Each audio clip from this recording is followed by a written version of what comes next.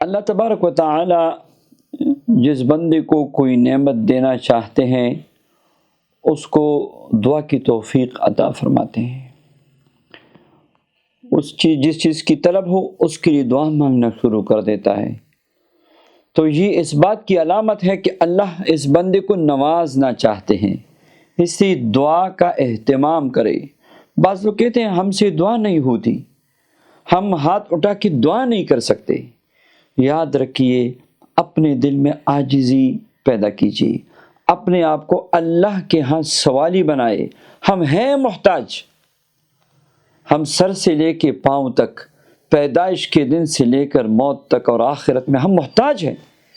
اس لیے اپنے آپ کو محتاج سمجھے اور مانگے، اللہ سے دعائیں مانگے۔ دعا کے لیے باقاعدہ وقت نکال کے آپ رو رو کے اللہ سے دعائیں مانگے، اللہ سے باتیں کریں، اور اللہ تبارک و تعالی سے اپنی بات کو، اپنی مقصد کو منوائیں۔